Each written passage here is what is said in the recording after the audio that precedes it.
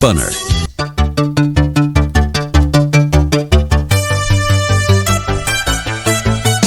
Hallelujah! Oh my gosh! This is about the most exciting day that I have had in such a long time. I cannot believe this.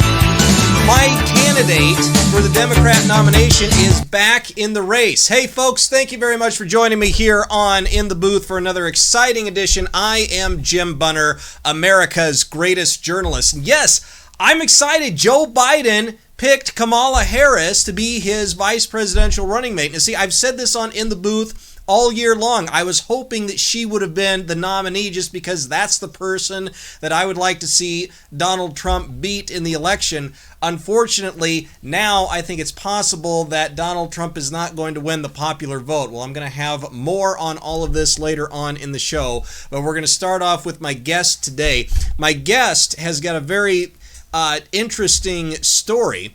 Liz Harris is joining me today, and she is running for state representative in the Chandler area here in Arizona. And wow, Liz, you've been in the news. Thanks a lot for coming on today. Thank you very much for having me. All right, so I'm taking a look at this story from the Arizona Daily Independent, and apparently, and of course here in the world of journalism, we like to live by the old rule of CYP, cover your patoot, but apparently Black Lives Matter activists vandalize Harris campaign signs. That's the title of this story in the Arizona Daily Independent, and I'm looking at some of this, and I guess you've brought some material in of some things that have been going on, but tell me a little bit about some of this vandalism that's taken place on your campaign posters. Okay, super quick background. So I was driving down Gilbert Road one day in Gilbert, Arizona, and I saw Honk for the Blue. And I didn't quite know what that was, and I did a quick U-turn, and I met a group of people, and Honk for the Blue was honk for law enforcement. So I was kind of excited. I got out of my vehicle, I grabbed an American flag, and I stayed with the group for 2 hours, and then I did that for 5 subsequent weeks. They meet every Thursday from 5 to 7 on the corner of Gilbert and Warner. Well, all of a sudden I started hearing a chant come in our direction because across the way there were counter-protesters, and they were chanting to us, "Go back to Europe." And I found that a little strange because there were more than Caucasian people who were supporting law enforcement, but they were saying go back to Europe. A few days after that, one morning at about 8 o'clock in the morning, my phone was ringing off the hook, text messages, "Hey, your signs, they've been vandalized." And what they wrote on the signs, it was an 8.5 by 11 sheet of paper, all typed out, so this was planned, and it said, "Karen, go back to Europe. Black Lives Matter." And at first I didn't know how to respond, but I talked to the gentleman I'm running on a ticket with, and they said you need to file a police report, and that's what I did. Okay, so clearly then these people would have motivation for doing this. I mean, this is, I look at this story in the Arizona Daily Independent, and I think to myself, okay, so why are they picking on Liz Harris particularly? I mean, if they're going to go and post things like this, there are plenty of, white people running on the Republican ticket. There are plenty of powerful women who are running. I haven't seen this happen to, let's say, Lisa Borowski, who is running for mayor of Scottsdale. But, this would show that there would be motivation to be doing something like this. Right, I think the motivation was because I have been outspoken on being supportive of the police. The reason I'm supportive of the police, just putting George Floyd aside for a moment, the police, if you look at what they do on a day-to-day basis, I think they're grossly underpaid. And we've got the population, or a lot of people talking about let's defund, and I know defunding could mean moving money around, but if you look at what's going on in Seattle, they're slashing salaries and reducing forces. So defund is a serious matter, and I really hope that this does not happen in Arizona. Well, I think a lot of us in Arizona hope that this doesn't happen. But, again, going back to what has actually been reported in the news, they have not, I don't think the news stories about this have given as much your side of the story as what you've just given me right now, and just judging from what I've seen about it in the news, a political opponent of yours could say, well, I think that she just planted some of this stuff so that she can make herself look good for suburban voters in Chandler who may have a negative viewpoint of Black Lives Matter. But now suddenly we have an actual motivation here. Yeah. Yeah, I'm creative, but not that creative. Okay. I'm creative in a good way. So, and you also have something else going on here, a call to action for anti-racists in the Valley. Anti-racists. Okay, this is fascinating. Tell me a little bit about this. Okay, so this was sent to me by numerous people yesterday. It's basically on the Antifa Arizona Facebook page, and you can look at it for yourself. But it's basically, it makes a statement about the defend the police or pro-police.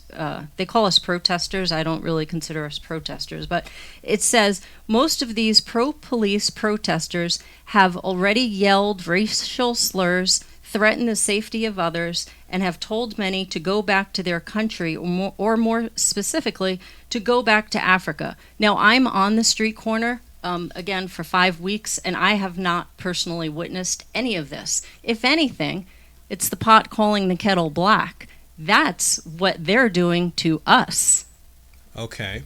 And then this flyer continues to say, keep white supremacy out of our communities. I just want to let the audience know, I am the furthest thing from a white supremacist. I grew up as a minority in a town called West New York, New Jersey. I understand what it's like to be in the minority. I and the people that I stand on that corner with are not white supremacists, and that it kind of angers me. But I think that's what they're trying to do. That's what they're trying to achieve. Well, you know what they are achieving, though, is that, like I said before, if your political opponents say you're doing this so that you can bring attention to yourself, well, they're certainly bringing attention to you, which might be helping your campaign. Sure. Just bring it on, right? Bring it on. Well, this is so fascinating. I mean, this flyer that I have right here in front of me, it says anti-racist, yet they're calling they're calling for anti-racist, yet they're posting some of this on your campaign posters saying go back to Europe.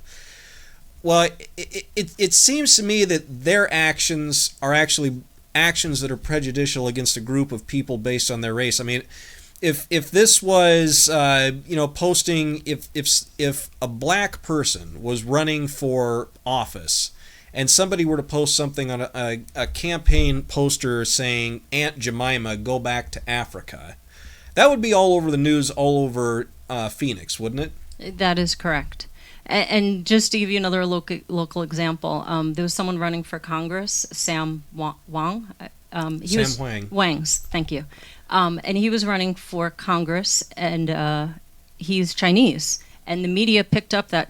So his vandalization was a little different. They took black spray paint, and then they put a lot of symbols which were inappropriate. But his story did make news very quickly. And again, Sam's not Caucasian. So there's definitely a theme here. I think that any vandalization of political signs should make the media, because it is an offense, and you could be fined. All right. Well, I mean, if it's anything significant like this, if it's just somebody drawing glasses and mustache on somebody, I don't know that that's hardly a news story. Maybe it might be a kicker story, but no, I mean, this is huge. Now, I know what a lot of people are going to say. They're going to say, okay, well, if this is, such hateful things being put on your campaign posters, haven't the police looked into some of this? So a police report was filed. We don't have. If anyone has any information, please do call the Gilbert Police Department. They are aware of it. I'm glad that this hasn't happened to any of my signs outside of Gilbert. And there is one more thing I wanted to mention, that when we're doing these protests, the amount of cars that drive by and give us an obscene gesture as they drive by.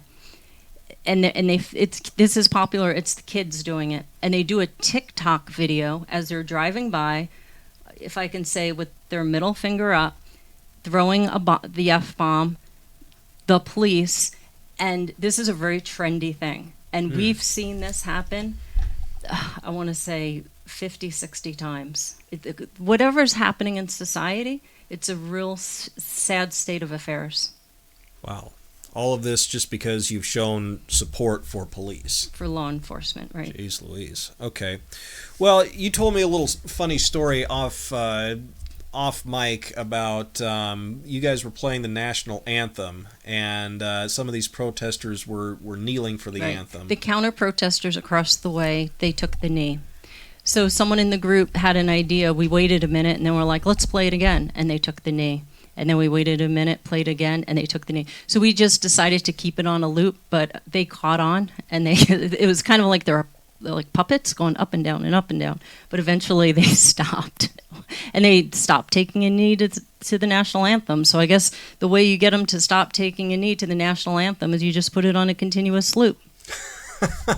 That's a good story. So what are you seeing, going forward with your campaign? Are you, expecting any more entertainment like this, or are you just going to keep on going on? Well, I hope not. I wish to run a good, clean campaign. I am running on the Republican ticket, conservative values, and part of being a conservative, we don't fight back. We don't say mean, malicious things to anybody.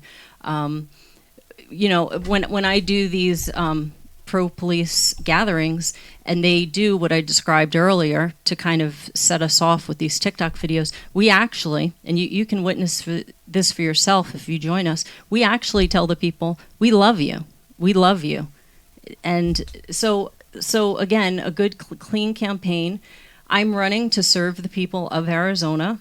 And, once again, my conservative values, keeping taxes low, supporting Second Amendment rights. I am pro-life, quality education, school choice. And most importantly, right now after COVID, is making sure that the state of the Arizona economy returns to what it was before COVID. All right. So, Vice President Mike Pence was in Mesa today, and I guess you had a chance to come and talk to him. Well, I didn't talk to him, but I was I was present, and far away. Okay, all right, but he was in town. And he was in town, and it was. I mean, it's exciting. We had the governor, we had Senator Sally McSally. And it was an event for LDS, Latter-day Saints. Okay. All right. Well, is there anything else you'd like to add before we let you go? No, just votelizharris.com, and I'm going to be having a phenomenal fundraiser with a secret author. So if you go ahead and like the Facebook page, Vote Liz Harris, you'll find out more information on who the secret author is. And I can tell you that he has a lot of good information on Vice President Biden. Oh, okay. Well, or former Vice President Biden. Former Vice President Biden. And of course, we'll be talking about former Vice President Biden and his pick for his running mate in the next segment of In the Booth. But Liz Harris, I wanted to thank you for coming on today. It's been a lot of fun to just sit here and talk to you, and best of luck to you in all things political. Thank you very much. All right, folks, we'll have more right after this.